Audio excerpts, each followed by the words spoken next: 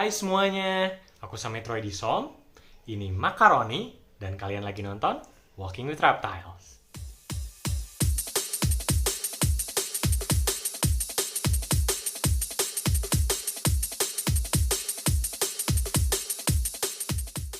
Hai semuanya, ini Makaroni.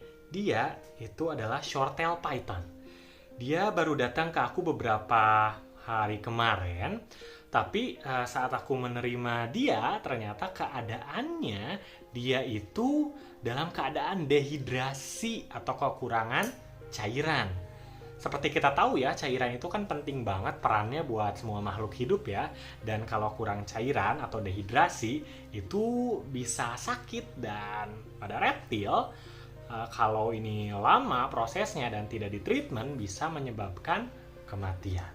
Nah, ciri-ciri pada ular sendiri ketika ular itu dehidrasi, itu biasanya kelihatan secara langsung kalau kulitnya itu terlihat lebih kering, kemudian mungkin kayak ada pecah-pecah gitu, kemudian kalau dipegang tuh kerasa keringnya ya, dan kalau dicubit secara lembut ya, pelan nyubitnya supaya kena aja ini bagian kulitnya, itu kulitnya nggak langsung balik lagi, atau balik laginya pelan-pelan. Jadi elasticity atau daya elastisnya itu kurang, nggak kayak normalnya. Kemudian di mata juga bisa kelihatan, biasanya matanya kelihatan cekung, atau bahkan ada juga yang lensa matanya terlihat kayak penyok gitu. Itu pun tanda dehidrasi. Yang lainnya itu mereka juga bisa trouble shade ya, atau shadingnya itu nggak sempurna, bermasalah, masih ada yang suka nempel-nempel karena kurang cairan, dan mungkin juga dia konstipasi atau sulit buang airnya. Nah, selain itu untuk ciri behavioral atau karakternya gimana ya kalau dia kurang air atau dehidrasi? Secara karakter ini biasanya ular dehidrasi itu nafsu makannya berkurang. Kemudian bisa jadi si reptil ini khususnya ular ya, biasanya oke-oke aja tapi jadi agak galak gitu.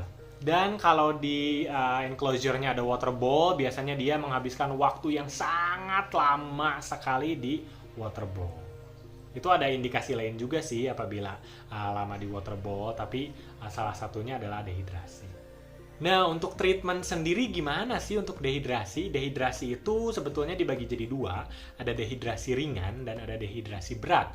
Kalau untuk dehidrasi berat itu kalian perlu bantuan atau perlu pergi ke vet atau dokter hewan untuk treatmentnya secara khusus dan lebih intensif lagi.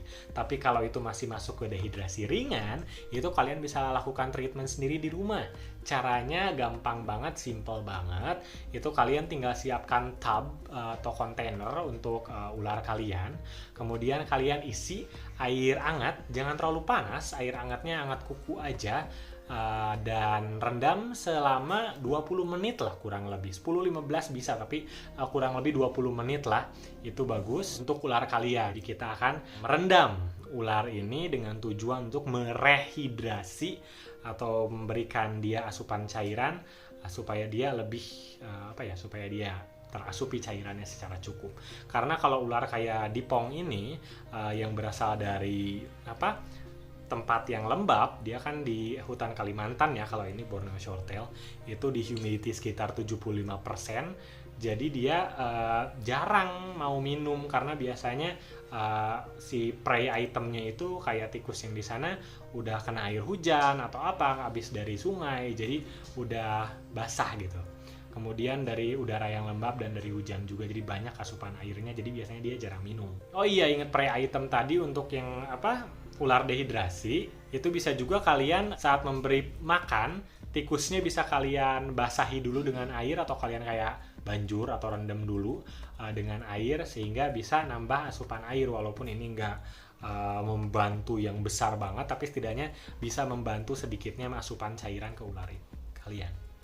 Nah, untuk mandinya Makaroni kali ini, karena dia udah ditreatment sama aku dengan air hangat biasa, dia udah beberapa kali ditreatment dan sepertinya masih ada ciri-ciri dehidrasinya. Sekarang aku mau coba ini Reptile Electrolyte Soap dari Zoo-Med ya.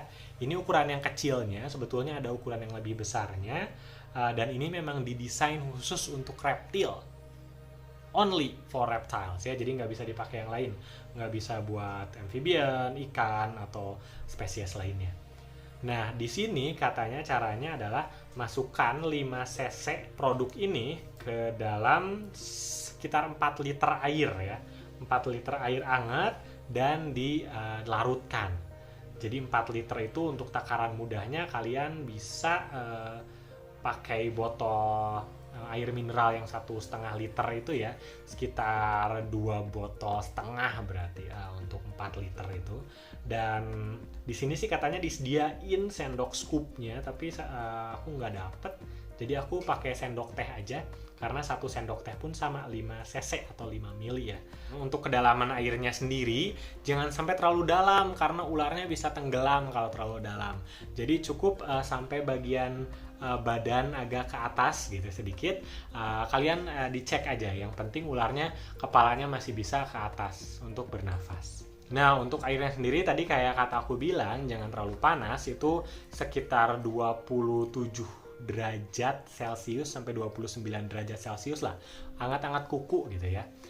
Supaya reptilnya nyaman, karena kalau terlalu panas itu bisa mati juga reptilnya kalau kelamaan. Dan karena reptil kan cold blooded ya, jadi kalau di kita hangat, di reptil itu lebih panas rasanya. Jadi kalau di kita panas, di reptil ya kayak panas banget, kebakar gitu. Jadi hangat-hangat kuku usahain airnya. Nah, treatment tadi itu berguna juga untuk nge-treatment kutu kalau ular atau reptil kalian ada kutunya. Kemudian bisa juga untuk treatment shading yang tidak sempurna, yang masih banyak shading nempel, itu bisa dengan direndam dengan proses yang sama kayak tadi. Atau bisa juga ketika ular kalian impaksi atau sulit buang air, bisa juga kalian lakukan treatment yang sama. Jadi banyak manfaatnya. Nah, oke teman-teman, gitulah gimana cara kita treatment ular yang dehidrasi dengan rendam ya. Tadi aku pakai tambahan Reptile Electrolyte Soak dari Zooman. Kalau seandainya itu masih berlanjut, masih terlihat gejalanya, itu bisa kalian lakukan secara berkala setiap hari selama 20 menit kurang lebih ya. Dan jangan lupa untuk naikkan humidity di enclosure-nya sesuai dengan kebutuhan reptil kalian. Contoh kalau makaroni kayak kan Borneo Shorttail Python itu sekitar 75% humidity-nya. Jadi harus disesuaikan, jangan terlalu rendah. Kalau terlalu rendah atau suhunya terlalu panas, itu bisa memperparah dehidrasinya. Kalau kalian suka dengan video ini, silahkan like dan subscribe, dan terus dukung channel ini. Kalian juga boleh tinggalkan komentar kalian di kolom komentar mengenai dehidrasi pada ular, atau barangkali ada yang punya cara lain, silahkan komen. Dan share pengalaman kalian untuk teman-teman yang lain. Terima kasih sekali lagi sudah stay tune sampai akhir. Terima kasih, semoga bermanfaat. Sampai jumpa di episode selanjutnya, dan bye!